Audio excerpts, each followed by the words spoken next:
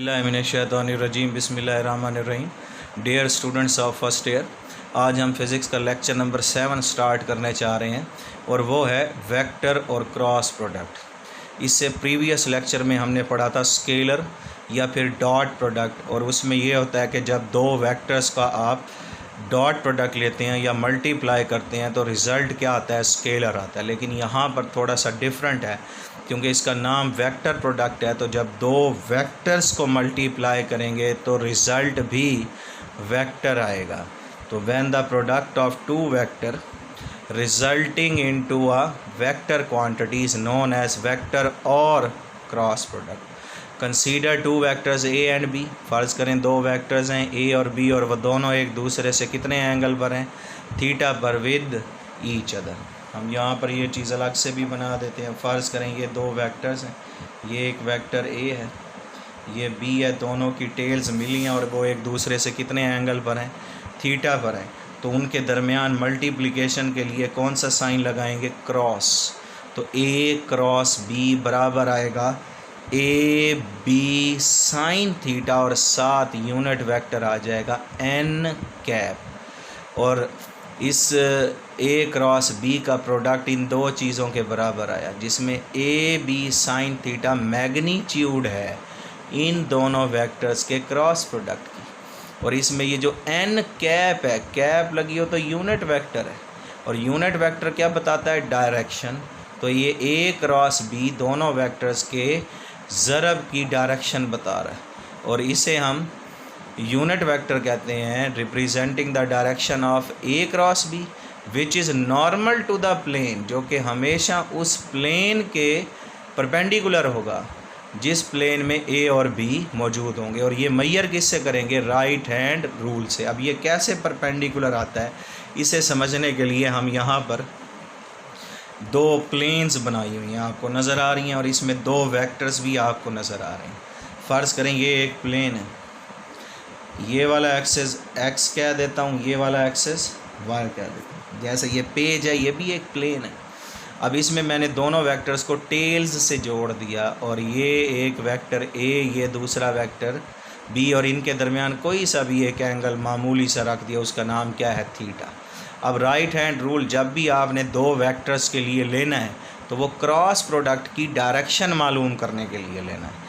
तो उसके लिए कुछ रूल्स हैं। सबसे पहला रूल ये है, सिलेक्ट अ प्लेन। तो हमने ये प्लेन सिलेक्ट कर लिया और उसका नाम क्या रखा, एक्स और वाई। और दूसरा स्टेप क्या है इसके अंदर, join the tails of two vectors. उसके बाद जिन दो वेक्टर्स का क्रॉस प्रोडक्ट लेना है उन दोनों की आपस में टेल्स को क्या करना है, जोड़ देना, और वो दो वेक्टर ए और बी हैं, थ्रू द स्मॉलर एंगल। और उन दोनों को जोड़ना है एक छोटे एंगल से जिसका नाम क्या रखा, थीटा। और प्लेन में एंगल होता है 90, तो इसमें एंगल हमेशा स्मॉल रखना है, राइट हैंड रूल की कंडीशन है। उसके बाद आपने क्या करना है, रोटेट द फिंगर्स। ये मेरा सीधा हाथ है, इनकी उंगलियों को मोड़ना है इस तरह। और मोड़ना इस तरह से है कि वो पहले वेक्टर से घूमते हुए जाएं या मुड़ती हुई जाएं बी की तरफ, दूसरे वेक्टर की तरफ। तो मोड़ें तो ए से किसकी तरफ जा रही है, बी की तरफ। और इस तरह से घुमाना है कि वो हमेशा प्रोडक्ट के पहले वेक्टर से दूसरे। तो इसमें पहला वेक्टर ए है, दूसरा बी है, तो फिंगर्स को हमने मोड़ा ए से बी की तरफ। तो कर्ल द फिंगर्स, मोड़ दी उंगलियों को थ्रू स्मॉलर, उतने ही एंगल से मोड़ना है जितना एंगल आपने इस प्लेन में मौजूद दो वेक्टर्स के दरमियान रखा है। कीपिंग द थंब इरेक्टेड, और इस दौरान अपने सीधे हाथ के अंगूठे को तना लेना है, खड़ा कर लेना है। ये कैमरे की तरफ आ रहा है ये अंगूठा, तो ये अंगूठा किसकी डायरेक्शन बताएगा, which gives the direction of cross product, जो हमें डायरेक्शन बताएगा इन दोनों वेक्टर्स के दरमियान क्रॉस प्रोडक्ट आने वाला तीसरा वेक्टर। तो देखें वो इस तरह बनेगी, हम पेज पर तो नहीं बना सकते इसलिए हमने उसे ऐसे बना दिया। तो ये तीसरा एक्सेस जिसकी तरफ क्रॉस प्रोडक्ट होगा वो कौन सा होगा, जेड एक्सेस, और वो बता रहा है यूनिट वेक्टर एन कैप, जो बराबर है ए क्रॉस बी। और देखें हमने प्लेन में उंगलियों को मोड़ा किस सिमत में है, एंटी क्लॉकवाइज। और जब पहला वेक्टर ए था और दूसरा बी, एंटी क्लॉकवाइज भी कह सकते हैं इसे, या फिर काउंटर क्लॉकवाइज भी कह सकते हैं। समझ आ गई ये बात। तो ये राइट हैंड रूल के मुताबिक आया। अब इसी तरह अगर मैं अब क्रॉस प्रोडक्ट इस तरह से लेता हूँ कि पहला वेक्टर बी कह दूँ और दूसरा ए, तो अब मैं सीधे हाथ की उंगलियों को मोड़ूंगा इस तरह से बी से ए की तरफ। अब थंब की डायरेक्शन किधर आएगी? डाउनवर्ड, जिसे मैं यहाँ पर बना देता हूँ। और ये किस सिमत में घुमाया है? उसे क्लॉकवाइज। तो अब देखें पहली डायग्राम हमें शो कर रही है क्रॉस प्रोडक्ट ए और बी के दरमियान, जिसे ए क्रॉस बी लिया तो वो अपवर्ड आया, और जब हमने बी क्रॉस ए क्लॉकवाइज में घुमाया तो उसकी डायरेक्शन किधर आई? डाउनवर्ड आई। तो जिससे ये पता चला कि ए क्रॉस बी की सिमत अपवर्ड है, बी क्रॉस ए की डाउनवर्ड है। तो दोनों एक दूसरे के इस दोनों फिगर के मुताबिक बराबर नहीं है, क्योंकि इनकी डायरेक्शन अपोजिट है।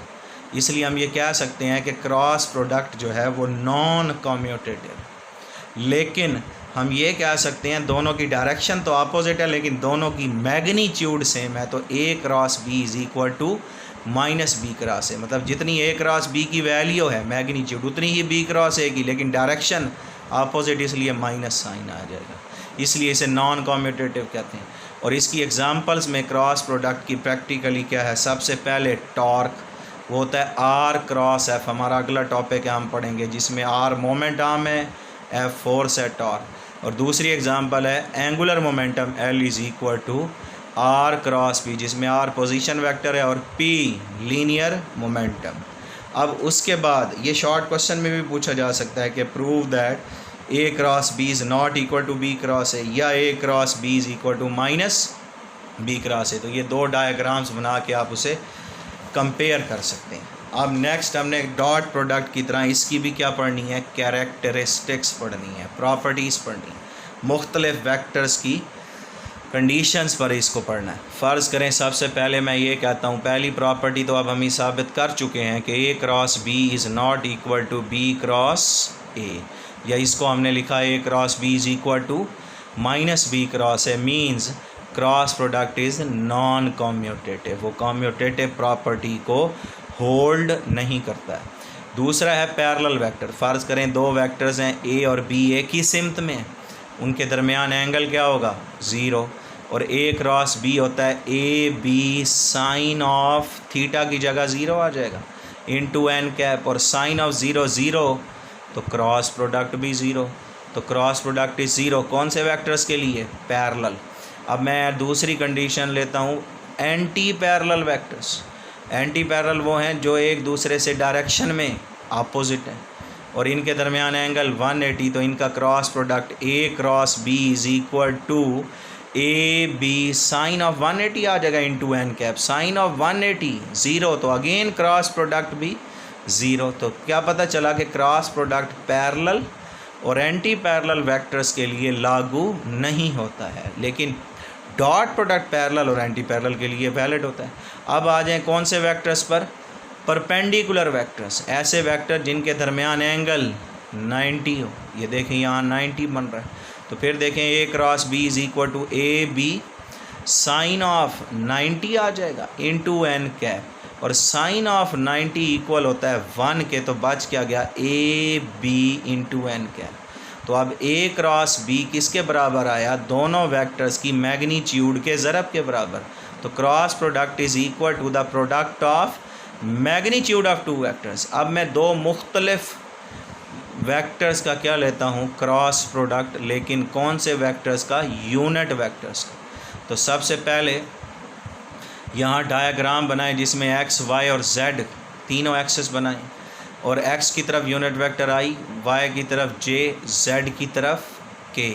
तो सबसे पहले मैं आई क्रॉस जे लेता हूँ, तो वो बराबर आएगा आई जे साइन ऑफ, आई और जे के दरमियान एंगल वही होगा जो एक्स और वाई के दरमियान, और वो होता है 90, क्योंकि ये परपेंडिकुलर है। और साइन 91 ये मैग्नीट्यूड है यूनिट वेक्टर की, ये भी मैग्नीट्यूड, तो ये भी 1, मैग्नीट्यूड 1 होती है यूनिट वेक्टर की, तो ये भी 1, ये भी 1, ये भी 1। तो आंसर क्या आया? के। अब ये के कैसे आया?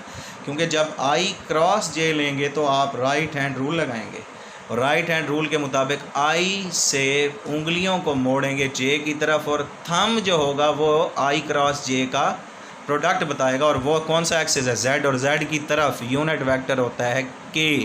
इसलिए i cross j is equal to क्या आ जाएगा, के।